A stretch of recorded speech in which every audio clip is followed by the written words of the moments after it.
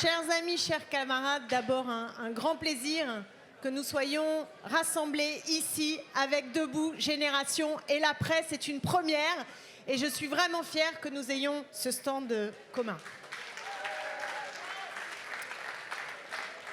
Chers amis, chers camarades, que se passe-t-il? Mais que se passe-t-il?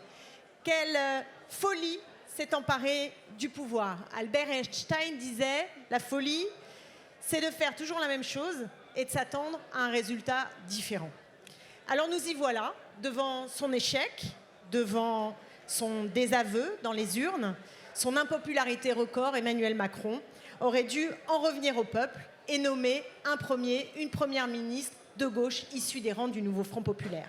Mais président de la République, il vient d'opter pour un clone de Bayrou, un clone de Barnier, un clone de lui-même au poste de Premier ministre et la manif pour tous en cadeau bonus. Alors nous y sommes, la nomination de Sébastien Lecornu à Matignon, c'est le chant du cygne de la Macronie et la crise de régime qui s'enfonce avec le mépris le plus abyssal du peuple et de la démocratie. Le nouveau Premier ministre peut annoncer sans rire une rupture. Nous n'y croyons pas, évidemment, ici. Nous ne sommes pas impressionnés par ce vocable, ces promesses qui sont maintenant devenues une sorte de marque de fabrique de la Macronie. Le changement de méthode, vous connaissez l'annonce du dialogue à venir, blablabli, blablabla. On connaît la chanson, c'est une ritournelle depuis 2017. Et non seulement ici on n'y croit pas, mais je me dis, qui peut encore se laisser berner par ces mots? Chacun mesure la provocation, le déni de réalité, le piétinement de la volonté populaire que signifie la reconduite du même scénario, parce que pourquoi nommer les mêmes si c'est pour faire une autre politique? Ça n'existe pas. Et d'ailleurs, il n'y a qu'à lire les déclarations, je me suis délectée, de l'équipe de M. Lecornu sur la taxe Zuckman, pour saisir combien le fondamentalisme de la politique de l'offre est toujours aux manettes.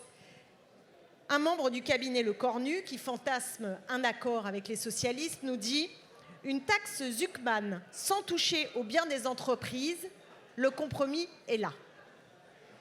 Traduisons-les, une taxe Zuckman Canada Dry, qui en aurait l'odeur, mais qui serait un leurre, c'est ça qu'ils veulent essayer de nous faire avaler.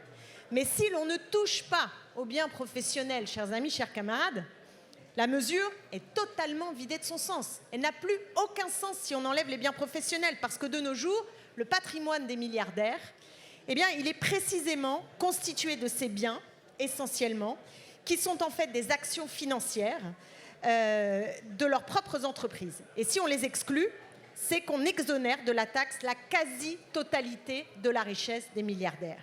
Cela signifie que l'on ne comprend rien, mais strictement rien, aux travaux de Gabriel Zuckman, aux travaux scientifiques qui ont avancé pour nous montrer à quel point les ultra-riches contournaient l'impôt, et notamment par le biais de ces fameuses holdings patrimoniales.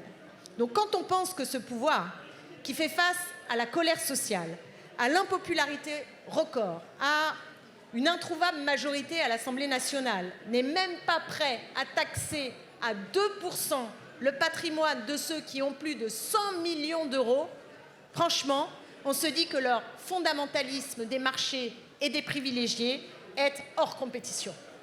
Absolument hors compétition.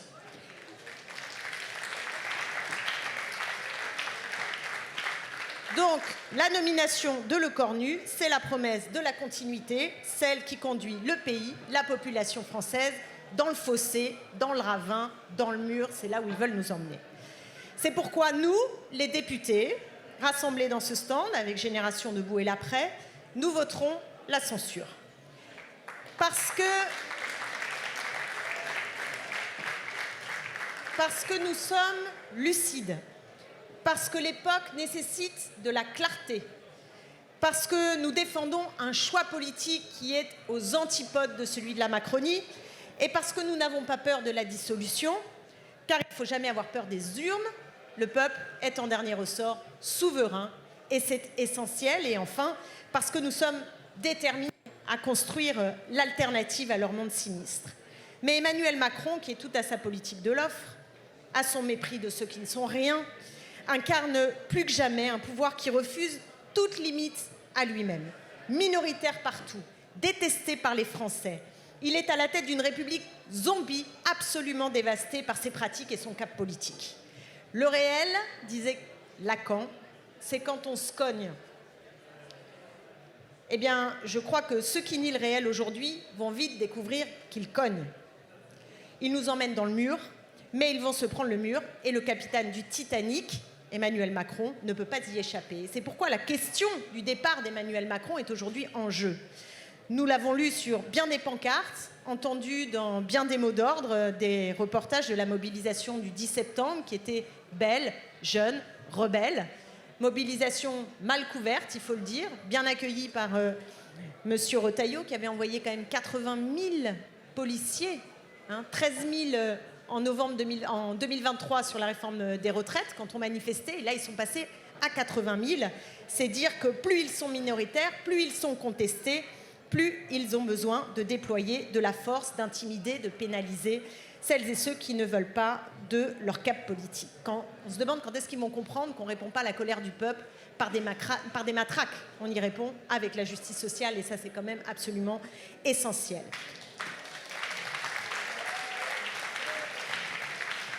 Mes chers amis, l'histoire s'accélère et la bataille pour une issue des progressistes à la colère qui gronde et à la crise de régime devient absolument vitale, et elle implique, me semble-t-il, de bien saisir le moment que nous traversons pour proposer un chemin qui soit juste, efficace aux Françaises et aux Français. Entre la minorité calfeutrée à l'Élysée et le peuple qui exige la justice fiscale comme solution au chaos budgétaire, au chaos social, on a un fossé qui est aujourd'hui devenu un gouffre. Le pouvoir en place creuse chaque jour un peu plus ce gouffre, et ça tombe. Mais vous aurez remarqué qu'il ne cède toujours pas, par dogmatisme néolibéral, par ce sentiment aussi qui habite Emmanuel Macron et les siens d'une forme de toute-puissance, et il tient aussi parce qu'il y a un dysfonctionnement structurel dans les institutions de la Ve République. Et c'est pourquoi nous devons être très offensifs, très déterminés à faire tomber ce régime et à faire tomber ce pouvoir. C'est notre responsabilité. Alors devant l'exaspération et la révolte qui montent, il ne nous matraque pas seulement concrètement avec les forces de l'ordre, il nous matraque aussi avec un mantra. Vous le connaissez, la dette, la dette, la dette. Vous savez, la dette, matin, midi, soir, la dette, oh là là, c'est grave, etc. Ce discours, cette propagande, elle est faite pour faire payer l'addition aux classes populaires, aux salariés, mais aussi pour maquiller un choix politique en une forme de fatalité. Mais je vous l'ai dit, le réel cogne. Le réel cogne, la terre est ronde, et aussi vrai que la terre est ronde, la France n'est pas au bord de la faillite. Et ça, c'est essentiel que nous soyons solides sur ce point.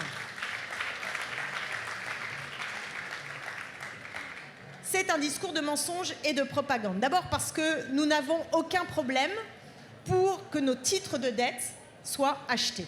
Quand on veut emprunter 20 milliards sur les marchés, on nous en propose 60 milliards. Nous n'avons aucun problème de liquidité et de solvabilité. Et nous ne sommes pas la Grèce.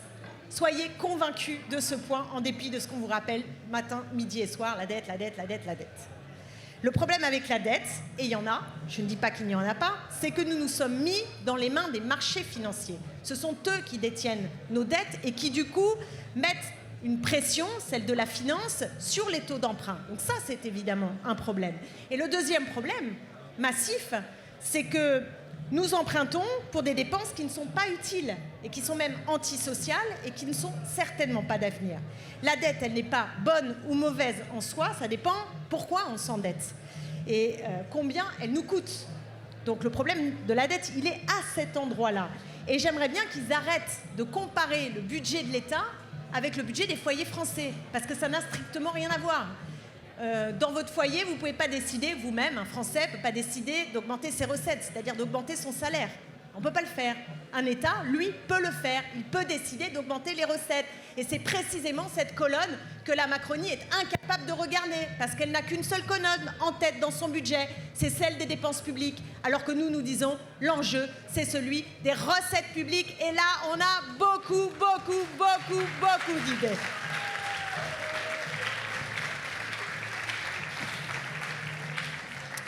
Parce que du coup, avec leur logique, eh ben, on s'endette pour les privilégiés, pour les cadeaux aux multinationales, aux hyper riches. Et la dette aujourd'hui, c'est le fruit d'un soutien public à un capitalisme financiarisé qui en veut toujours plus au détriment du bien commun. Les Français ont donc absolument raison de ne pas vouloir payer de leur vie, de leur poche, leur choix politique. Et ils tiennent tête, et c'est même fascinant à quel point nous avons gagné cette bataille culturelle. La question aujourd'hui est celle de la justice fiscale et donc de la justice sociale. C'est sur notre terrain que se situe le débat public politique aujourd'hui et nous engrangeons cela comme une victoire, celle de l'hégémonie culturelle dans ce moment essentiel. Car les Français le savent, de l'argent, il y en a. Il ne pousse pas dans les arbres, ça c'est vrai. Mais il pousse avec l'optimisation fiscale, avec les aides sans contrôle ni contrepartie aux grandes entreprises, avec l'empilement des exonérations fiscales, avec les crédits d'impôt, avec les baisses de cotisations sociales, etc. Voilà comment ça pousse. 2 journalistes de l'Obs, vous l'avez peut-être vu, viennent de publier une enquête, ce qu'ils appellent le grand détournement d'argent public. Et ils ont reconstitué le montant annuel des aides aux grandes entreprises et des cadeaux fiscaux pour les plus riches. Ils arrivent à un chiffre, tenez-vous bien, 270 milliards d'euros annuels. Voilà ce que coûte cette politique de l'offre. Et qui en profite en premier? La démonstration est limpide, les gros actionnaires et les rentiers. Leur politique est une politique au service des multinationales et des rentiers. Et pendant ce temps-là, on a 12 millions de nos concitoyennes et concitoyens, c'est-à-dire une personne sur 6 en France, qui vit avec moins de 1 288 €. Comment voulez-vous que cette société tienne? Comment voulez-vous que ça marche? Comment voulez-vous que les gens puissent manger correctement, se loger correctement, vivre dignement? Ça n'est pas possible. Ça n'est pas possible et c'est ce que nous devons changer. C'est leur bilan et nous devons changer cette situation. Et il est donc plus que temps de sécuriser les vies, d'augmenter les protections sociales et les services publics au lieu d'enrichir les millionnaires et les ultra-riches. C'est pourquoi j'appelle à raviver l'esprit public. C'est pourquoi je veux que nous construisions la société des communs. La société des communs, c'est le choix du partage des richesses et des services publics. C'est le parti pris de l'égalité contre leur obsession de l'identité. La société des communs, c'est la justice fiscale qui est une condition de la paix sociale. La société des communs, c'est une société qui offre plus de droits, plus de pouvoir pour les salariés, moins de précarité et moins de souffrance dans l'emploi. C'est fondamental de changer les conditions de vie au travail de nos concitoyennes et de nos concitoyens. C'est une société qui respecte la planète, par un changement structurel et collectif, donc ça veut dire pas du tout le greenwashing, pas le un geste plus un geste, mais je vous le dis aussi, je l'avais dit à Châteaudun et j'y insiste, ce n'est pas non plus l'écologie des modes de vie. Parce que l'écologie des modes de vie, c'est celle où le mépris de classe, en général, n'est pas très loin. Et nous, ce que nous voulons, c'est un changement collectif, pas de faire la leçon aux pratiques individuelles dans une société qui a trop de contraintes. Trop de contraintes. Et ce sont toujours les mêmes qui font la leçon à toujours les mêmes, qu'ils s'occupent des modes de vie des hyper riches pour voir un peu combien ça coûte à la planète. La société des communs, c'est un État qui pilote vraiment la réindustrialisation de notre pays et qui développe une économie de proximité. L'économie de proximité, c'est celle où l'État prend ses responsabilités, mais elle pilote, elle organise dans le temps la satisfaction des besoins, mais en lien avec les collectivités locales, avec l'économie sociale et solidaire, avec les mouvements citoyens. La société des communs, c'est le droit à une alimentation saine et donc des moyens pour que se développent les caisses alimentaires jusqu'à la sécurité sociale de l'alimentation. Je suis très heureuse qu'on soit en face du stand de nos camarades de la Confédération paysanne, parce que cette idée de la SSA, de la sécurité sociale de l'alimentation, nous le devons aux camarades agriculteurs et agricultrices en face. Et ça, c'est super beau. La société des communs, c'est aussi faire en sorte que, quel que soit son lieu d'habitation et ses moyens financiers, on ait accès aux soins. et qu'on ait droit à un logement digne pour chacune et pour chacun. La société des communs, c'est aussi une place pour la culture, mais vraiment, et partout. Et je voudrais rappeler que la culture est souvent la première visée. Alors elle a disparu, hein, vous avez remarqué, des radars politiques. C'est un sujet qui n'est plus sur la table. Et c'est grave, c'est grave. Ce d'autant qu'à chaque fois que l'extrême droite prend le pouvoir, vous aurez remarqué qu'une des premières choses à laquelle s'attaque ce pouvoir-là, c'est à la culture, en même temps que les droits des femmes. Et donc chérir la culture, chérir les droits des femmes, c'est aussi détruire un des socles importants sur lequel germe malheureusement l'extrême droite. La société des communs, c'est aussi le pluralisme des médias que nous voulons garantir notamment par une loi anti-concentration. C'est aussi la volonté de résoudre la crise de l'accueil des migrants et non pas la crise des migrants. Grosse différence, énorme différence. Car la solidarité est au cœur de la société des communs. Mais je voudrais ajouter autre chose, c'est que contrairement à l'extrême droite et à tous ceux qui lui courent après, ici, nous n'aspirons pas à des politiques natalistes pour faire face à la baisse démographique. C'est leur idée. Hein, ils disent, mais qui va payer les retraites plus tard, puisque la démographie baisse, et donc on va demander aux femmes de faire plus d'enfants. Nous, ici, on veut que les femmes maîtrisent leur fécondité, qu'elles soient autonomes, et que si elles font des enfants, c'est parce qu'elles le veulent, pas parce que l'extrême droite lui demande d'en faire.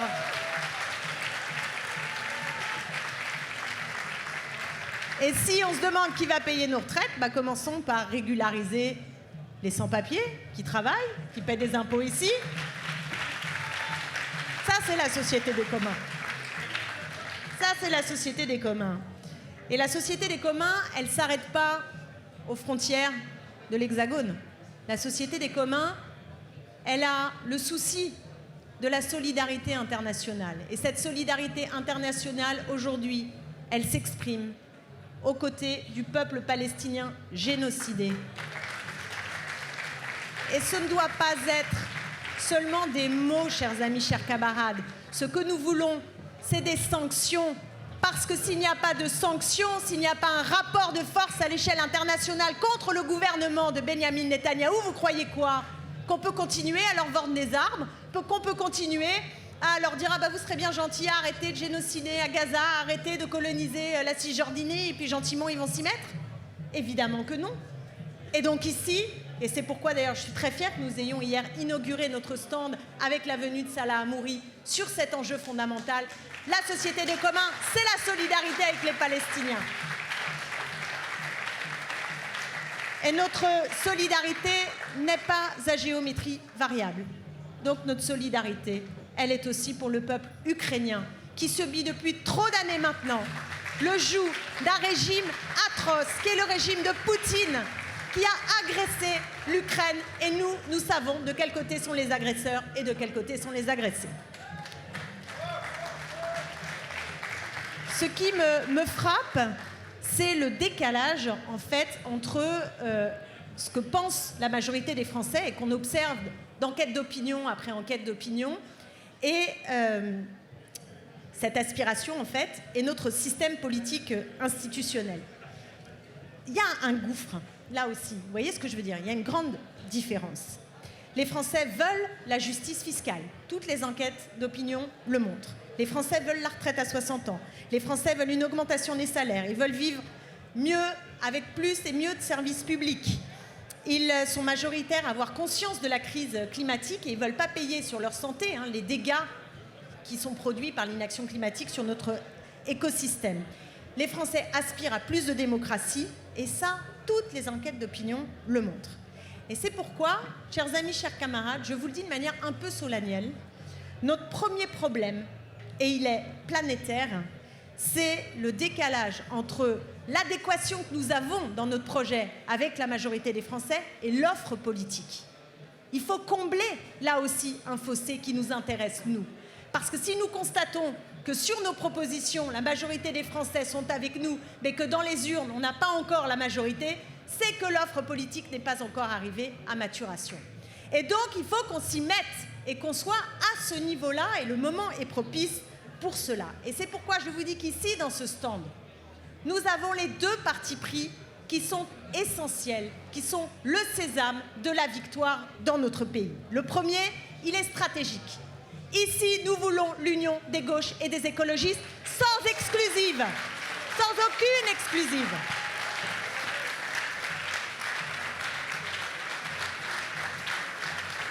Et tous ceux, parfois dans les stands voisins, qui prétendent pouvoir gagner tout seuls, sans partenaire, avec leur panache blanc, sont des agents de la défaite. Point à la ligne. Point à la ligne.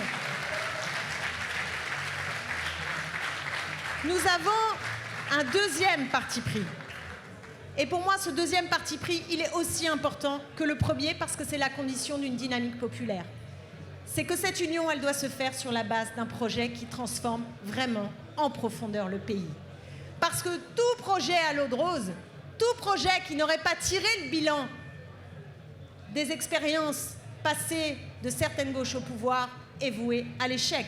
Nous voulons mener un changement radical au sens de prendre à la racine les problèmes qui nous conduisent aujourd'hui dans le fossé.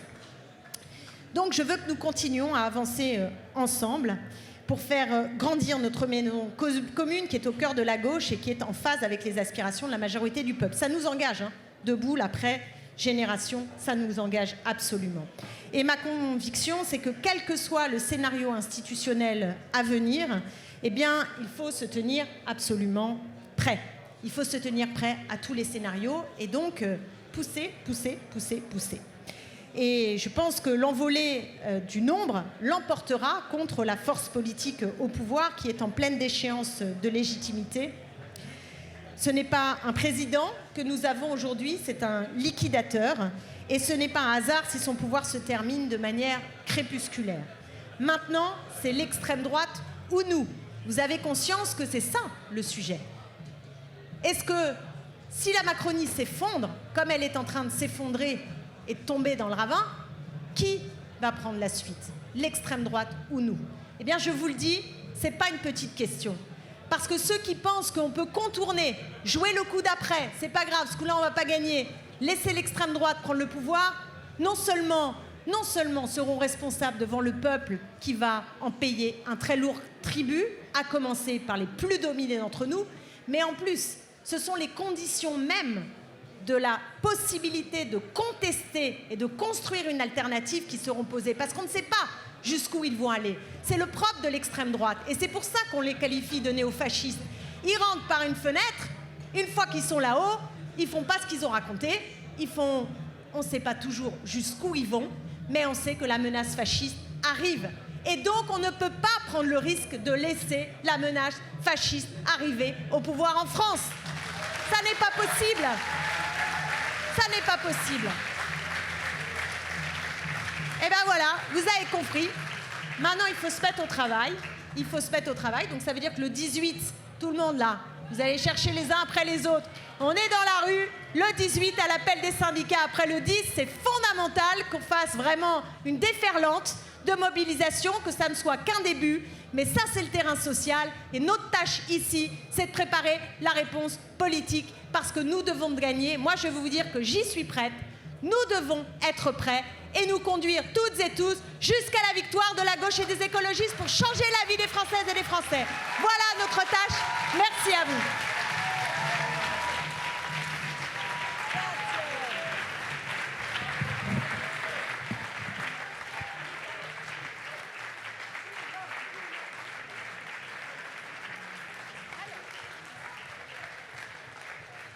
Merci, chers camarades.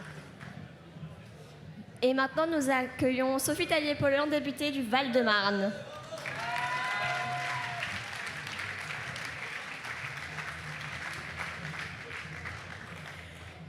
Bonjour à toutes et à tous, je suis vraiment ravie d'être là, dans ce stand commun, après déjà plusieurs manifestations passées ensemble, l'après, Génération et Debout.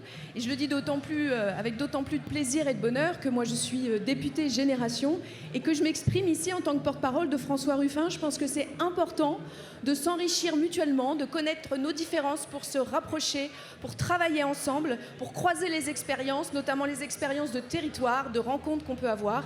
Et donc le plaisir particulier qui est le mien d'être ici et intervenir devant vous, qui êtes sacrément nombreuses et nombreux. Donc c'est vraiment super agréable à voir. Alors cette énième convulsion, cette énième épiphénomène de la crise qui dure, nous a vu la nomination de Monsieur Lecornu à Matignon. Finalement, on a envie de dire quoi de neuf sous le soleil? Pas grand-chose, si ce n'est que la volonté d'Emmanuel Macron de toujours rester sourd aux demandes démocratiques exprimées par les Françaises et les Français est toujours là. Cette volonté, ce déni absolu d'entendre la voix des gens qui expriment leur souhait profond que ça change. Parce que c'est vrai que quand on se promène dans ce pays et qu'on se rend compte à quel point les inégalités sont en augmentation, à quel point les gens ont du mal à remplir leur caddie le samedi au supermarché, à quel point les gens ont du mal à payer les factures d'électricité ou de gaz quand vient l'hiver et qu'il faut se chauffer, à quel point les écoles, les hôpitaux sont en situation d'effondrement et n'ont plus la capacité d'assurer un service public digne de notre pays, qui pourtant a ce modèle à cœur, qui pourtant a porté ce modèle, a créé ce modèle social. On y tient, les Françaises et les Français y tiennent, mais ils le voient s'effondrer sous leurs yeux. Cette colère terrible de voir que l'État est aujourd'hui captif au bénéfice non plus de l'intérêt général, l'État captif au bénéfice des intérêts particuliers, des intérêts des entreprises. Oui, nous devons le récupérer et faire en sorte que l'intérêt général revienne au cœur des politiques publiques et des dépenses publiques qui sont aujourd'hui au cœur du budget de l'État. Alors oui, faut-il s'arrêter à la nomination de Monsieur Lecornu? Bon, bien sûr, on va surveiller ça de près. Mais il ne faut pas se leurrer, il n'y a rien qui va changer. Et il ne faut pas qu'on se laisse entraîner à suivre de tellement près qu'on en oublie la chose essentielle, qui est de proposer un horizon aux Françaises et aux Français, de rendre crédibles, de rendre concrètes nos réponses, qui sont véritablement là. Bien sûr que nous travaillons régulièrement dans tous les champs des politiques publiques, dans tous les champs de la vie des gens, mais qui aujourd'hui semblent loin de leurs préoccupations. On a du mal à les toucher, on a du mal à se faire entendre auprès d'eux. Travailler cet horizon, montrer aux gens que nous voyons loin, parce que la crise qui est aujourd'hui, celle que nous vivons, nous ne devons pas en rester prisonniers à juste regarder le jour d'après, le mois d'après, mais retrouver cette capacité de propulser un nouvel imaginaire dans notre pays. Cet imaginaire, c'est redonner des couleurs à l'égalité, redonner des couleurs à la justice fiscale, redonner des couleurs, bien entendu, à tout ce qui fait notre République, c'est-à-dire cette profonde volonté d'égalité et de lutte contre l'accaparement des richesses qui est aujourd'hui à l'œuvre par les grands groupes, par les ultra-riches. Alors bien sûr, on a raison de dire que nous voulons gouverner parce que le plus vite sera le mieux. On ne peut pas se permettre d'attendre. Mais il faut à la fois que nous puissions aussi donner à voir une France dirigée par le nouveau Front populaire ou par toutes les forces de gauche. Ça serait bien. Mais souvent, nous sommes perçus comme celles et ceux qui défendent des modèles d'avant. Souvent, nous sommes perçus comme celles et ceux qui disent de l'argent pour l'éducation. Bien sûr, il en faut. De l'argent pour la santé. Bien sûr, il en faut. Mais il n'y a pas que ça qui manque dans nos services publics. Il y a aussi cette absence totale d'écoute et de respect pour tous les personnels qui y travaillent. Il y a cette absence totale de connaissance de la réalité de ce que c'est le service public au quotidien par celles et ceux qui le fabriquent. Et oui, il faut que nous renouvellions ce modèle, mais en écoutant les professionnels, en écoutant les usagers, en leur donnant la parole et en réinventant un modèle social et un modèle du service public qui soit véritablement en phase avec la société aujourd'hui. L'école d'aujourd'hui ne doit pas être celle de l'école de demain. Ça doit être une école où la pratique, le savoir-faire, le fabriquer soi-même est une place nouvelle, où la culture est une place nouvelle, pour que chaque élève puisse trouver la matière, le moment où il révèle tous ses talents.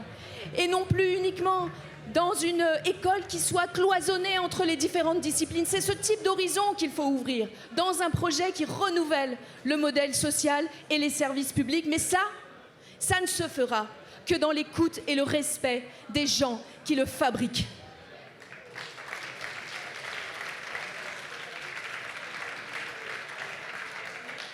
Alors, redonner du sens, redonner l'horizon. J'étais avec François dans le métro il n'y a pas très longtemps. On rencontre un monsieur, on parle. C'était avant Bayrou, on allait voter contre Bayrou, évidemment. Et le monsieur, on parle de ça. Et à un moment, il nous dit « Oui, mais bon, il faut un horizon qui brille. » Alors, on s'est regardé avec François et on s'est dit « Bah oui, c'est ça. » Il manque aussi cette façon de projeter vers le bout du tunnel qui ne peut pas être faite que de réponses fiscales.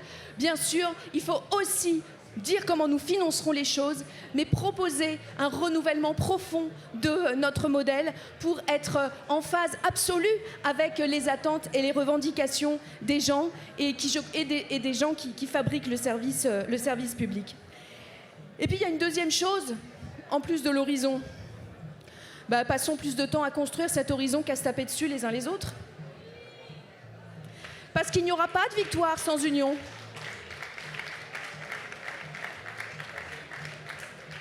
Il n'y aura pas de victoire si nous passons notre temps et notre énergie à regarder de près, à écouter à la virgule, au mot, les déclarations des uns et des autres, des unes et des autres.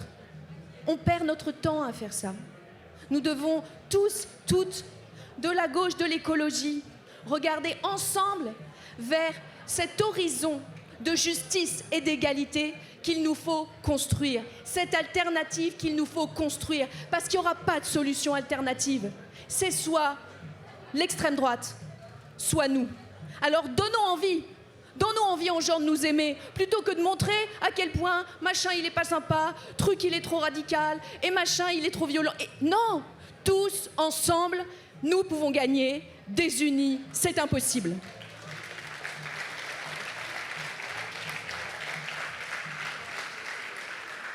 Et déjà, nous avons manqué des batailles. Nous avons manqué des batailles. Quand occupés à discuter ou voire débattre, ou voire parfois prononcer des mots d'oiseaux les uns contre les autres, et occupés aussi par la situation française qui nous pousse à regarder à peine plus loin que notre bout du nez, nous avons laissé Bruno Le Maire, alors qu'il était encore ministre, renégocier les éléments du pacte de stabilité en Europe. On l'a laissé faire. Et la gauche française n'a pas su suffisamment mettre la pression pour exiger que la nouvelle situation géopolitique, économique soit prise en compte et que ces critères terribles des pactes de stabilité volent enfin en éclats. Il y avait une fenêtre, il y avait une opportunité. Nous l'avons ratée. Il faut se dire les choses aussi. On est entre nous, collectivement. Et surtout, aujourd'hui, ne ratons pas le fait d'exiger que Mme von der Leyen cesse cette politique. Elle nous entraîne vers l'approbation du Mercosur. Elle nous entraîne vers l'approbation de l'accord UE avec Trump, qui va encore une fois mettre en difficulté notre souveraineté, continuer l'appauvrissement de notre tissu industriel. Et elle va même céder sur les GAFAM. Allez, j'en fais le pari. Elle dit « Oh non, mais là-dessus, on ne lâchera pas ». À chaque fois qu'elle dit ça, elle lâche après le coup suivant. Nous devons être extrêmement puissants et extrêmement fort sur cette question. Attention, parce que si nous ne sommes pas au rendez-vous de ces questions, eh bien la France ne jouera pas son rôle. La France ne jouera pas son rôle dans l'Europe pour faire en sorte que l'Europe que nous voulons, l'Europe de l'égalité et de la justice, la même Europe que nous voulons pour que, comme la France, puisse exister un jour. De la même manière, les combats que nous continuons à mener sur l'international et notamment sur Gaza, ils sont essentiels. Si nous ne l'avions pas fait, certainement Emmanuel Macron n'irait pas pavaner la semaine prochaine à New York pour reconnaître l'État de Palestine. C'est une excellente chose qu'il l'ait fait, mais continuons à peser sur lui. Donc, restons unis pour peser sur les politiques actuelles au maximum et proposer cet horizon que les gens attendent avec tant d'impatience. Je vous remercie.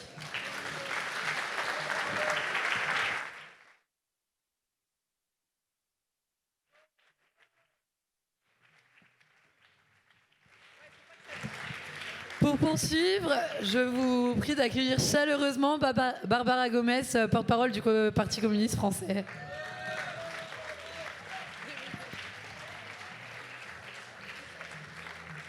Merci. Bonjour à toutes et à tous, chers camarades. Merci pour cette invitation. Je suis ravie d'être parmi vous. Je fais partie depuis très longtemps de celles et ceux qui considèrent qu'il y a un besoin urgent de ce genre d'organisation unitaire, de se voir, de se rencontrer, de parler. Parce qu'il n'y a que comme ça que nous arriverons à faire bouger les choses et à faire en sorte, justement, d'être à la hauteur des attentes des Françaises et des Français. On sait qu'il y a une attente d'union. Il faut qu'elle puisse se faire, et donc sans ce genre d'initiative, on n'y arrivera pas.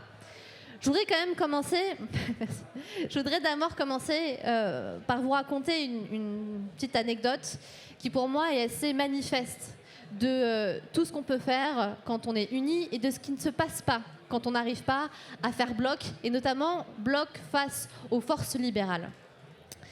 La semaine dernière, j'étais à une autre fête de l'humanité. Je ne sais pas si vous avez entendu parler de A Festa do Avante. Je regarde un petit peu, personne ne voit ce que c'est. C'est l'équivalent, oui, exactement, c'est l'équivalent portugais de la fête de l'humanité. Je conseille, c'est super. Dans cet équivalent portugais de la fête de l'humanité, j'ai eu l'occasion de discuter avec des camarades qui m'ont expliqué ce qui se passait notamment sur les questions de logement. Je parle de logement parce que pour moi, les questions de logement, elles portent en germe celle de la démocratie. Si on n'a pas un toit sur sa tête, si on n'a pas un toit décent, un toit qu'on peut payer avec nos salaires et pas seulement uniquement avec nos salaires, juste pour avoir un toit sur la tête, ça ne marche pas. Et donc sur ces questions de logement, j'apprends que effectivement au Portugal c'est extrêmement compliqué, comme partout en Europe et comme partout dans le monde. La crise du logement, elle frappe très très fortement. Et elle frappe très fortement parce que depuis la Troïka, depuis le bras de fer qui a été imposé aux Portugaises et aux Portugais pour se montrer bons élèves face à la dette publique, les règles du marché, elles se sont durcies. Les règles du libéralisme se sont durcies. Il y a eu beaucoup d'appels à des investisseurs étrangers qui sont arrivés avec grand plaisir et qui se sont dit « mais qu'est-ce qu'on pourrait faire pour faire de l'argent ?» Et c'est là que s'est accélérée la crise du logement au Portugal, puisqu'ils ont vu le logement comme un actif financier comme un autre. Résultat, aujourd'hui, je ne sais pas si vous avez eu l'occasion de vous balader dans le pays récemment, vous pouvez voir des immeubles entiers, soit qui sont en train de tomber en ruine, soit qui sont flambant neufs, mais dans lesquels personne ne vit depuis des années. Et la raison, c'est parce qu'ils sont revendus à des promoteurs, sans cesse, et sans cesse. Parce que c'est plus rentable de se le revendre en permanence pour se faire de l'argent plutôt qu'ils mettent des habitantes et des habitants dedans. Et ça montre ce qui se passe quand on n'a pas les forces nécessaires pour dire non aux forces du capitalisme, non aux forces libérales. Et c'est ce qui se serait passé à Paris si, dans la ville dans laquelle je suis, moi je suis à la protection des locataires, notamment à la ville de Paris, si on n'avait pas depuis longtemps fait une union de la gauche, si on n'était pas depuis longtemps dans une ville où il y a les communistes, les socialistes, les verts, on n'aurait pas réussi déjà à avoir toute cette politique progressiste, mais surtout, Paris, en tant que première destination touristique sur les plateformes type Airbnb dans le monde, aurait été déjà complètement dépossédée. On le sait, on le voit avec ce qui se passe dans les autres villes. Et donc, pour moi, la première question, la première mobilisation, c'est celle qu'on peut faire avec toutes les habitantes et les habitants pour dire que non, il y a des droits qui sont fondamentaux. Il y a des droits comme celui au logement, comme celui à avoir donc un toit sur sa tête, comme celui à pouvoir vivre décemment, celui pour les étudiantes et les étudiants de ne pas être obligés de dormir dans des chambres dites de co-living à 1 000 € le 9 mètres carrés, ce qui se développe en ce moment même. Ben non, ça c'est pas possible. Il n'y a que en ayant des forces politiques unies qu'on peut réussir à mettre en place ce type de politique. Ce qu'on arrive à faire au niveau municipal, il faudra forcément qu'on puisse le porter ailleurs. Et pour le porter ailleurs, il va falloir qu'on réfléchisse comment on réussira pas seulement à faire des accords, parce que je pense que le NFP c'était bien, mais il va falloir faire mieux. Comment on peut dépasser ces accords? Comment on peut présenter quelque chose qui n'est pas juste les chefs de parti qui se mettent autour d'une table et qui décident de la voie à suivre, mais comment toutes et tous ici, on peut nous avoir droit voix au chapitre? Comment on peut toutes et tous construire un mouvement populaire. Et ce mouvement populaire, il est important pour unir la gauche, mais il sera important aussi pour mettre un terme à ce gouvernement, pour faire en sorte que le foutage de gueule auquel on assiste aujourd'hui, où on a sans cesse des mobilisations sur les retraites, des mobilisations devant les urnes pour dire qu'on veut la gauche au pouvoir, qu'on en a marre de se faire ruiner par le président, qu'on en a marre de voir que toutes les aides publiques, elles vont aux entreprises sans contrepartie, que les riches n'ont jamais été aussi riches et qu'il y a aujourd'hui plus de 10 millions de personnes pauvres en France, des gens qui vivent sous le seuil de pauvreté, 10 millions. Comment est-ce que c'est possible? Eh bien, pour mettre un terme à cette politique, on sait très bien que si on n'a pas de mobilisation forte, si on n'y arrive pas à organiser les masses, on n'y arrivera pas. Et rien que pour ça, je voudrais vous remercier d'être ici, présentes toutes et tous, à la Fête de l'Humanité, qui est un grand temps, certes festif, mais un grand temps politique, d'être là ici pour nous écouter et pour vous entendre, parce que c'est aussi pour ça qu'on est là, et qu'on puisse réussir ensemble à construire l'union qui nous fera gagner demain. Merci beaucoup.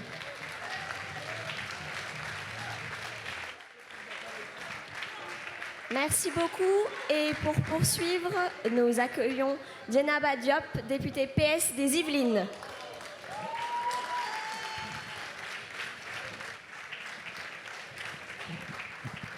Bonjour à toutes et à tous. Merci infiniment pour votre invitation. Évidemment, quand Benjamin Lucas, mon camarade député voisin des Yvelines, me demande de venir intervenir, je ne peux pas refuser en bonne voisine. Vous dire aussi que je suis ravie de retrouver tous les camarades de l'Après, de Debout, mes collègues députés avec lesquels on travaille à l'Assemblée nationale. Vous dire aussi que malgré le coup de massue que nous avons eu le 9 octobre enfin le 9, je suis fatiguée, 9 septembre avec la nomination de Sébastien Lecornu, je crois que plus que jamais, la gauche doit être au rendez-vous. On vous l'a dit, on vous l'a redit, mais nous le vivons au quotidien à l'Assemblée nationale. Seule la gauche unie est en capacité de faire barrage à l'extrême droite. Ce n'est pas une fatalité, nous l'avons fait le 7 juillet 2024. Je crois qu'il faut jamais perdre à l'esprit que malgré nos divergences, nos différences parfois, nos incompréhensions de stratégie, il y a une chose que nous avons en commun, c'est ce combat contre l'extrême droite. Nous ne devons pas être celles et ceux qui se résignent. Et moi, je vous le dis, jamais je n'accepterai que l'extrême droite arrive au pouvoir dans notre beau pays, celui des droits de l'homme et celui de la fraternité. Jamais.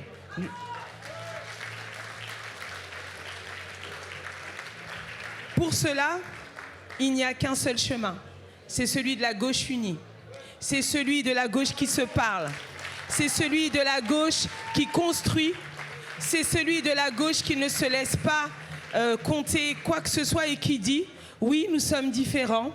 Oui, il y a des fois où on n'est pas d'accord. Il y a même des fois où on n'est pas très sympas les uns avec les autres. Mais à la fin, nous sommes une seule et même famille. » Et ça, nous ne devons jamais le perdre de vue. Et moi, c'est pour ça que quand on me parle des divergences que je peux avoir les uns avec les autres, je leur dis, mais vous savez, dans une famille, il y a toujours un cousin qui vous énerve. Vous avez toujours un tonton qui vous casse la tête. Vous avez même une tante que vous n'avez pas vraiment envie de voir. Mais quand il s'agit de l'essentiel, eh bien, on se rassemble, on fait ce que celles et ceux qui en ont besoin attendent de nous, on se parle et surtout, on agit pour changer le quotidien de celles et ceux qui n'en peuvent plus de 8 ans de Macronie. Quand on vous parle d'accès aux soins, les gens viennent me voir, me disent « Mais madame la députée, j'ai plus de médecin traitant. Comment je fais ?» Quand vous avez des urgences qui sont fermées en soirée ou pendant l'été, quand vous n'avez plus de spécialistes, quand vous avez un problème d'accès au logement. Moi, j'ai été prof en lycée professionnel jusqu'à encore juillet dernier. Quand on voit le délitement de nos écoles, la façon dont nos enfants sont ghettoisés, parce que c'est la vérité. Quand vous habitez... Quand c'est pas Benjamin qui va me dire le contraire, quand vous venez de Mantes-la-Jolie, quand vous venez de la ruralité, que vous êtes assigné à résidence, eh bien moi je vous le dis, seule la gauche peut vous permettre justement de relever la tête. Pour ça, il y a des choses simples sur lesquelles nous sommes toutes et tous d'accord. On commence par taxer les très hauts patrimoines et les ultra riches. C'est eux qu'il faut mettre à contribution. Arrêtons de faire les poches de celles et ceux qui n'ont déjà pas grand-chose. Les chômeurs, ceux qui sont justement aux minima sociaux, ou même celles et ceux qui sont ces travailleurs pauvres et qui sont à découvert le 10 du mois. Arrêtons de les stigmatiser. Il y a des gens qui ont vu leur patrimoine doubler. Ils sont passés quand même juste à 1200 milliards. 1200 milliards. La taxe Zuckman, on n'a pas dit qu'on allait leur faire le poche. On leur a dit, on vous prend 2% de plus. 2%. Je peux vous assurer que sur vos feuilles d'impôt, ce que l'on vous prend, c'est bien plus. Donc déjà, on commence par ça. On taxe les ultra-riches et les très hauts patrimoines et on remet de l'argent dans les caisses de l'État. Ensuite, on préserve les services publics. On préserve notre école, nos hôpitaux. On s'occupe aussi de celles et ceux qui font tellement au quotidien, nos fonctionnaires, tous ces gens de service. Vous savez, cette France qui se lève tôt, à 4h30 du matin, qui prend le métro, qu'on a tellement applaudi pendant le Covid, mais que Macron a oublié 2 secondes après. Eh bien, ce que je vous dis, c'est que ne nous trompons pas d'ennemi. Notre ennemi, il n'est pas à gauche. Notre ennemi, c'est l'extrême droite. Notre ennemi, c'est la politique ultralibéraliste et tellement, je dirais même, discriminatoire que mène Macron depuis 8 ans. Parce que quand on voit celles et ceux qui se sont enrichis, celles et ceux qui aujourd'hui dorment dans la rue, mes camarades, on a 40 000 enfants en France qui dorment dans la rue. Et rien que pour ça, ça devrait nous révolter. 40 000 enfants qui n'ont pas un toit sur la tête et qui dorment dehors. Alors je vous le dis au nom du Parti socialiste, oui, parfois on se chiffonne, oui, parfois on n'est pas d'accord, mais nous serons toujours aux côtés de celles et ceux qui veulent construire l'union de la gauche. Et je remercie mes invités, celles et ceux qui m'ont invité aujourd'hui. Et croyez-le, même si c'est difficile, on le fait, parce que moi je suis élue dans une circonscription où elle a été découpée par Charles Pasqua en 1986. Elle n'avait jamais été à gauche. Et si je suis aujourd'hui une députée de la Nation, c'est parce que la gauche unie a fait ma campagne et a soulevé des montagnes. Alors je serai toujours là pour le faire. Merci camarades. Pour poursuivre ce meeting unitaire, Benjamin Lucas, député des Yvelines et coordinateur national de Génération.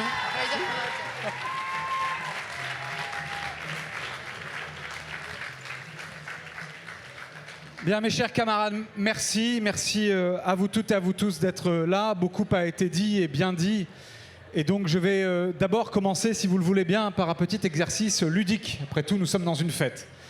Fermez les yeux un instant et plongez-vous quelques jours en arrière. Nous sommes le 8 septembre. Le gouvernement Bayrou vient de tomber grâce à la mobilisation de l'ensemble des parlementaires du nouveau Front populaire. Le président de la République, dans son palais, imaginons cela, prend conscience, effet de grâce, que sais-je, un coup sur la tête, prend conscience que la démocratie exige qu'il appelle enfin le nouveau Front populaire à gouverner. C'était d'ailleurs le sens de l'intitulé du meeting que nous avions choisi pour un gouvernement du nouveau Front populaire.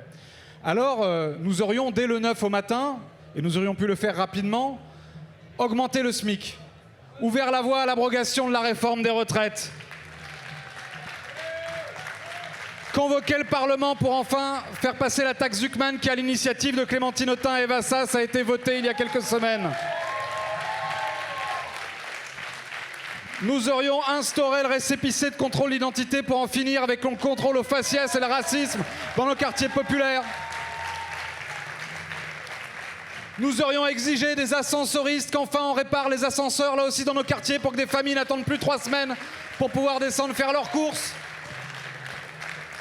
Nous aurions, ça a été évoqué tout à l'heure par les jeunes générations et Ali Rabé, ouvert la voie à de nouvelles étapes pour la réduction du temps de travail, pour le droit aux vacances, pour le temps libéré 90 ans après le Front populaire. Nous aurions fait trembler M. Bolloré en lui expliquant que non, décidément non, on ne peut pas tout raconter à la télévision et diffuser les théories racistes et négationnistes.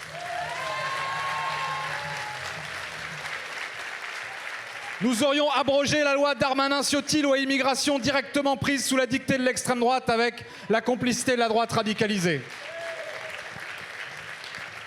Nous aurions, ça a été rappelé par Clémentine tout à l'heure, mis fin à toute forme de laxisme ou de complicité de l'Union européenne avec le gouvernement génocidaire de M. Netanyahou. Bref, nous aurions ouvert un chemin heureux et optimiste. Malheureusement, vous pouvez rouvrir les yeux. Ce n'est pas ce qu'a décidé le président de la République. Je crois que cela ne vous aura pas échappé. Alors, comme vous, nous avons ressenti une immense colère. Parce que cette nomination de Sébastien Lecornu, elle est pire que la nomination de Michel Barnier. Elle est pire que la nomination de François Bayrou.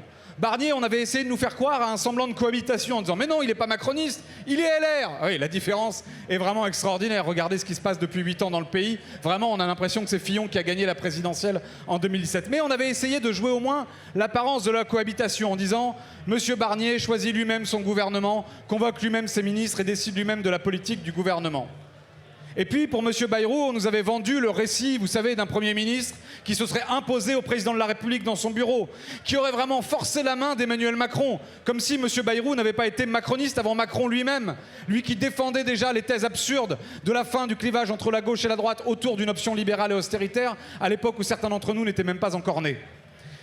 Et là, pourquoi je dis que c'est pire? Parce que là, nous avons le seul responsable politique qui a participé de tous les gouvernements macronistes depuis 2017. Monsieur Macron aurait pu nommer son chien, que ça aurait été la même chose.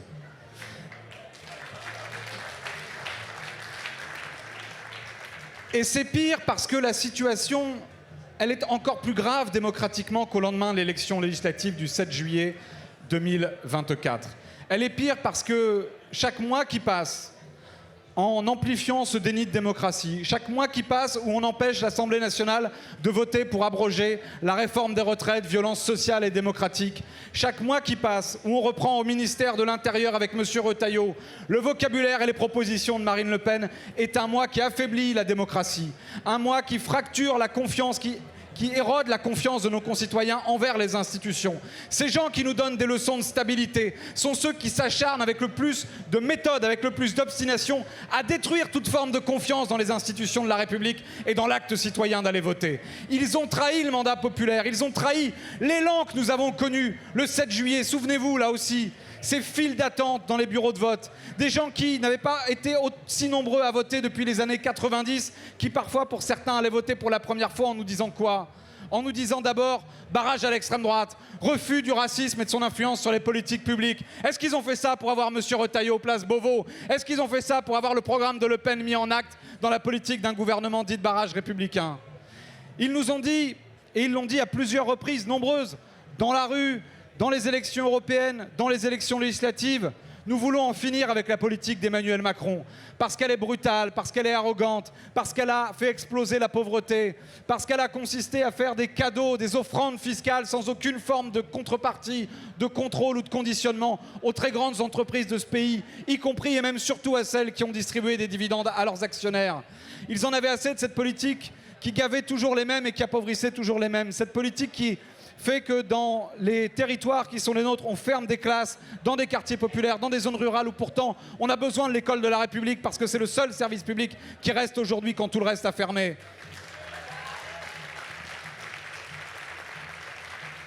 Ils ont dit on veut rompre avec la politique d'Emmanuel Macron parce qu'on doit passer 6 mois, 7 mois, 8 mois, parfois 1 an pour avoir un rendez-vous, pour faire des lunettes à son gamin parce que l'ophtalmo n'est pas disponible et que même pour un généraliste on met des mois et des mois et des mois et qu'il faut parfois se déplacer et changer de département. Ils ont dit très nettement nous voulons cette rupture avec cette politique qui est menée. Et le président de la République s'est enfermé avec ce mantra, ce slogan, ce sera mon bilan, rien que mon bilan, tout mon bilan, quoi qu'il en coûte démocratiquement d'ailleurs. C'est ça qui s'est passé, c'est ça qui fait que je nous invitais à une petite rêverie pour commencer, parce que ça fait du bien quand même dans la période, de rêver à ce que nous aurions pu faire, et je le dis, à ce que nous ferons quand nous accéderons au pouvoir, parce qu'ils peuvent faire ce qu'ils veulent, ils peuvent ralentir les processus démocratiques comme ils le veulent, la volonté qui nous a accompagnés, l'espoir qui nous a accompagnés, la mobilisation populaire et citoyenne qui nous a accompagnés en juillet 2024, elle ne s'effacera pas, elle gagnera et elle gouvernera.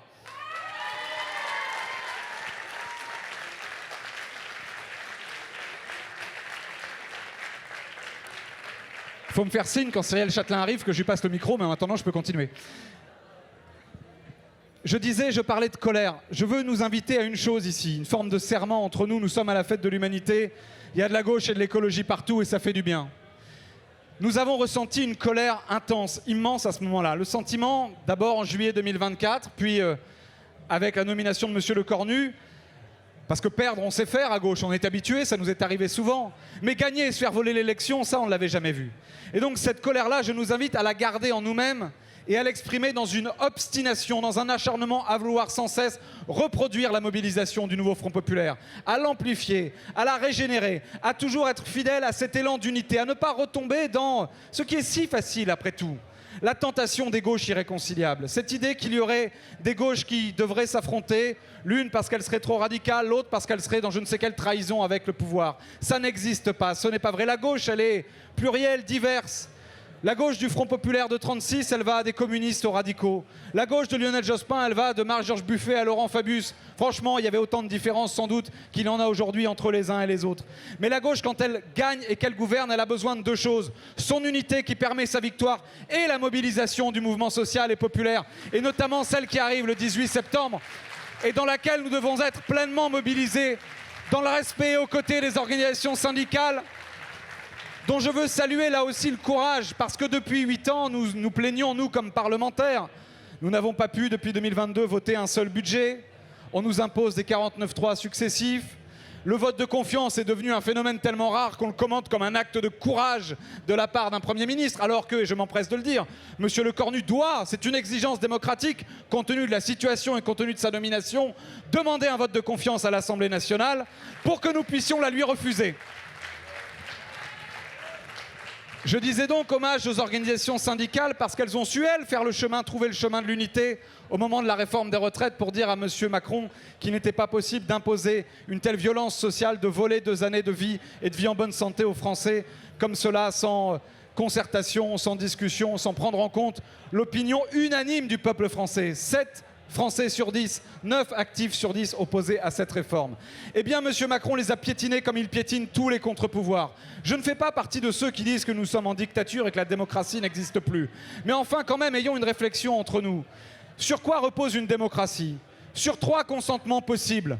Le peuple, le consentement le plus direct, on fait voter par référendum, par une élection, on désigne ceux qui nous représentent. Le dialogue social, et nous croyons en la démocratie économique et sociale, et donc les partenaires sociaux, les forces syndicales, elles ont joué un grand rôle dans l'histoire sociale et républicaine de notre pays. Et puis le Parlement, les représentants de la nation élus à l'occasion des élections législatives. Aucun de ces 3 consentements n'a été rencontré, n'a été recherché par le président de la République pour imposer sa politique, que ce soit pour la réforme des retraites ou pour les budgets qu'il s'apprête à vouloir nous imposer par la force. C'est un problème majeur, pas simplement pour lui, pas simplement dans la période que nous vivons, pas simplement parce que cela renforce jour après jour la montée de solutions autoritaires et les velléités de l'extrême droite à remplacer notre démocratie par autre chose, et voyez ce qui se passe à travers le monde, mais parce que cela finalement désespère nos concitoyens. Nous, notre première tâche, notre première urgence, et c'est pourquoi nous devons gouverner, et c'est pourquoi nous devons gouverner dans la fidélité au programme du nouveau Front populaire et de ses alliances, parce que notre premier devoir, ce sera de redonner du pouvoir au bulletin de vote, ce sera de dire à toutes celles et à tous ceux que la politique a dégoûtés, à toutes celles et à tous ceux que parfois les politiques, y compris de gauche, ont humiliés, que la politique peut changer non seulement le cours de leur vie, mais aussi notre destin commun dans notre République commune. Alors mes chers amis, j'achève, mais il faut qu'on me dise si Cyrielle arrive, parce que je meuble un peu, mais elle va arriver. Elle arrive tout de suite, alors je vais terminer. Et je vous remercie pour votre patience. Je le disais, notre première urgence, ce sera de redonner du pouvoir au bulletin de vote. Que quand les personnes vont voter, elles se disent « ça peut changer quelque chose de concret pour moi ». Ça veut dire 2 choses. Ça veut dire évidemment d'abord être clair et net, et je le dis pour les discussions que nous allons avoir au Parlement ou avec je ne sais quel gouvernement qui sera nommé et que nous contesterons dès le départ. Ça veut dire une intransigeance totale sur l'essentiel. Ça veut dire que non, nous ne sommes pas prêts au compromis sur l'orientation économique et sociale, parce que non, nous ne sommes pas d'accord sur l'essentiel. Pas d'accord pour affaiblir les services publics avec l'austérité, pas d'accord pour dérembourser des médicaments, pas d'accord pour supprimer l'aide médicale d'État et mener une politique de santé raciste. Pas d'accord pour mettre au point mort la transition écologique qui est un impératif vital pour notre société, pour l'humanité et l'avenir de nos enfants. Pas d'accord pour discuter avec des gens comme M. Retailleau qui se font applaudir dans des salles avec des foules fanatisées au cri de « à bas le voile » et diffusent l'islamophobie dans notre pays. Pas d'accord pour débattre avec des gens qui pensent que finalement La République, c'est marche ou crève et pas liberté, égalité, fraternité. Et donc, je termine en disant ceci, à la fois réparer, être intransigeant, ne pas se compromettre avec un projet politique non seulement qui n'est pas le nôtre, mais ce n'est pas ça le sujet. Un projet politique qui est dangereux, ça a été dit, pour la vie quotidienne de celles et ceux qui souffrent, pour la vie quotidienne des classes moyennes et des classes populaires. Mais pas seulement. Il nous faudra, ça a été dit et bien dit par Clémentine tout à l'heure, tracer un nouvel horizon, sans référence particulière à Édouard Philippe. Mais bon, l'horizon ne lui appartient pas. Tracer une nouvelle perspective désirable pour l'avenir. Et je le disais tout à l'heure, de nouvelles conquêtes pour le temps libéré, pour vivre mieux, parce que nous voulons partager le travail. On peut travailler moins, travailler mieux, travailler tous. Pour une nouvelle démocratie qui donne du pouvoir aux salariés dans leur entreprise et aux consommateurs dans le monde économique. Pour un nouvel idéal européen qui ne s'aligne pas sur les obsessions nationalistes de Trump, mais qui réinvente une forme de fédéralisme, de volonté d'Europe démocratique, sociale, écologique, pour des conquêtes sociales dans tous les domaines, de la vie, du travail, de la retraite, de la jeunesse. Et donc, c'est la proposition de Génération, et je termine par celle-ci, pour en finir avec la pauvreté, pour éradiquer la grande pauvreté, pour repenser notre rapport aussi à la fiscalité, à l'héritage, à l'organisation économique, un revenu universel d'existence. Partir de l'idée que chaque individu a en lui-même le droit de conquérir les moyens de sa dignité et de son autonomie. Je vous remercie.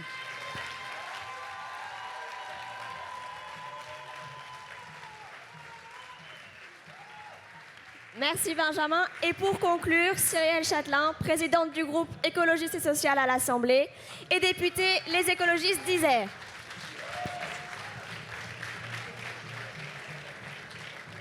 Eh bien, bonjour à tous et à tous. Je voudrais remercier Génération L'Après et Debout pour leur invitation et pour ce temps de débat unitaire. Écoutez, je vais commencer par parler de Gaza. J'étais sur le stand du PC il y a encore quelques minutes et ils ont reçu une délégation de Gaza. On voit en face, mais dans toute la fête de l'humanité, des mots de solidarité, de soutien avec le peuple palestinien. Et moi, je voulais commencer cette intervention pour dire ça. Et pour dire, je ne sais pas comment vous avez vécu cet été, mais moi, j'ai eu cette impression de vivre pour la première fois un génocide en direct et de vivre de la même manière, de voir de manière extrêmement crue la complicité et l'inaction de nos gouvernements face à ce génocide. Parce qu'à aucun moment on ne peut pas dire qu'on ne sait pas. Quand on voit les photos des villes détruites, des enfants affamés, quand on voit les charniers, tout le monde sait. Et pourtant, on ne fait rien. Et ça a un lien extrêmement fort avec la politique nationale. Parce que dans les voix qui manquent pour défendre la Palestine et pour défendre Gaza, dans les pays qui pendant longtemps ont refusé de normaliser leurs relations avec Israël tant qu'il y avait des colonies, c'était la France. Pendant longtemps, la France a eu cette parole au niveau international qui était une parole juste. Eh bien, dans les échecs d'Emmanuel Macron, il y a ceci. Il y a le fait d'avoir fait disparaître la voix de la France au niveau international. Déjà parce qu'il ne l'utilise pas, mais aussi parce que le monde regarde en riant ce jeune président qui est arrivé arrogant, Startup Nation, en donnant des leçons à tout le monde et qui se retrouve au bout de 8 ans extrêmement fragilisé, avec un pays qui refuse ses premiers ministres les uns avec les autres.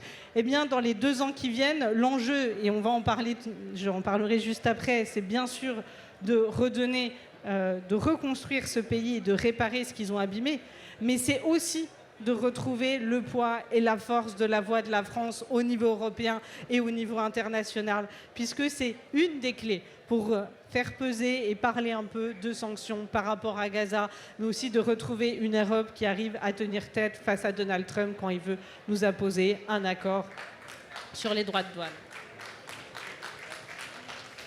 Donc oui, on a besoin de la voix de la France, mais pour ça, il faut qu'on tourne la page du macronisme. Alors, je n'ai pas tout entendu, mais j'imagine que le pédigré de notre nouveau Premier ministre a déjà été fait de nombreuses fois. Un militant UMP depuis ses 16 ans.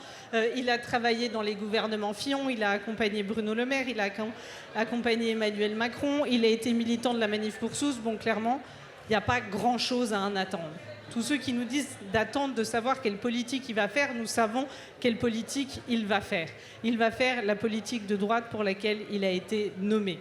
Le sujet, par contre, on a quelle politique nous souhaitons et quelle politique nous allons exiger quand nous le rencontrerons. Il y a peu de chances qu'elle soit écoutée, mais à un moment, on est là aussi pour porter votre parole et la parole de l'ensemble des électeurs du nouveau Front populaire. Le premier, ça a été dit, j'imagine, c'est la question de la justice fiscale et de la justice sociale avec la question de la taxe Zuckman. On a assombri le tableau des questions des déficits publics. Ces déficits publics, l'OFCE l'a démontré, ils ont été creusés par la politique d'Emmanuel Macron de faire des baisses d'impôts non financées. Au final, c'est 200 milliards d'euros que ça aura coûté à l'État de financer les baisses d'impôts d'Emmanuel Macron. Et maintenant, il veut qu'on se serre la ceinture, il veut prendre sur les franchises médicales, il veut prendre sur les jours fériés, il veut encore rogner sur l'hôpital et sur l'école pour finalement payer la facture du déficit qu'il a lui-même creusé. Nous devons absolument réfuter cette idée que finalement le déficit public serait creusé par les dépenses publiques et c'est par la réduction des dépenses que nous y arriverons. C'est absolument l'inverse. La deuxième chose, c'est la question environnementale. Moi, j'ai une question. Qui a signé la pétition du plomb cet été ? Eh bien voilà, cette question-là, c'est ça. Déjà, merci beaucoup parce que c'est quand même cette première victoire sur l'environnement qu'on attendait depuis si longtemps. Déjà, merci. Et la deuxième chose, c'est ça qu'on va leur demander. On va leur dire, vous avez fait 43 reculs environnementaux. Oui, il y a eu la loi du plomb sur les néonicotinoïdes qui ont été aujourd'hui, heureusement, censurés par le Conseil constitutionnel. Mais il reste, par exemple, la mise en danger de la dépendance de l'ANSES, qui est aussi extrêmement important en termes environnementaux et en termes de santé publique. Il reste le fait de détricoter le ZAN, qui est la protection des terres agricoles et naturelles. Il reste le stop and go sur les aides à la rénovation. Tout cela n'est pas acceptable. On ne peut pas, d'un côté, avoir un réchauffement climatique qui s'accentue, des vagues de chaleur qui font des morts, et de l'autre, une inaction climatique coupable. Ça, c'est la deuxième chose. Donc ça. Et la troisième chose, on pourrait le résumer d'une manière simple, c'est Retailleau à l'intérieur, c'est la censure. Pas parce que j'aime pas Retailleau, mais parce que Retailleau, il a dit il y a une semaine, la différence entre la droite et l'extrême droite, c'est comme entre la pensée et l'arrière-pensée.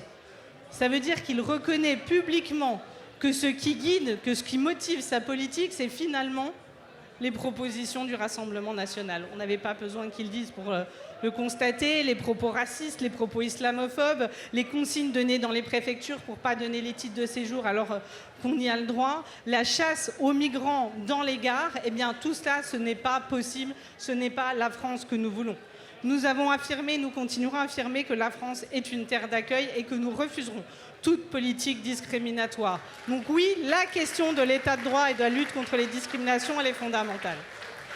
Et enfin, pour finir, parce que c'est un stand qui réunit déjà beaucoup de choses, parce que j'ai la chance d'être dans un groupe et de présider un groupe qui est déjà une union de la gauche, moi je veux le dire à tous mes amis. Quand l'extrême droite et aux portes de pouvoir, quand laisser Macron faire sa politique, c'est alimenter une politique d'extrême droite, on ne passe pas son temps à se diviser. On ne passe pas plus de temps à taper les copains de gauche qu'à aller taper les macronistes. On n'a pas plus peur des copains de gauche que de l'extrême droite. Moi, il résonne encore ce cri des jeunes qui étaient devant le siège des écologistes. Ne nous décevez pas, ne nous trahissez pas. Eh bien, je pense que la division de la gauche, ça serait une trahison de l'ensemble de ses électeurs. Je pense que la division de la gauche, ça serait sa disparition. Moi, je refuse que la gauche et que l'écologie disparaissent dans ce pays. Donc, je pense que ce qui doit nous guider, c'est l'union. Pas l'union pour l'union, mais parce qu'à un moment, si vraiment on veut faire gagner nos valeurs, si on veut, ce que je dis, la justice fiscale, la bifurcation climatique, si on veut mettre un stop à une politique qui est en train de se droitiser, eh bien en fait, il y a des choses assez simples, c'est que l'union fait la force. Eh bien moi, je sais pas pour vous, mais moi j'ai envie d'être forte et j'ai pas envie d'être faible face au gouvernement Retailleau, Le Cornu, Marine Le Pen et compagnie.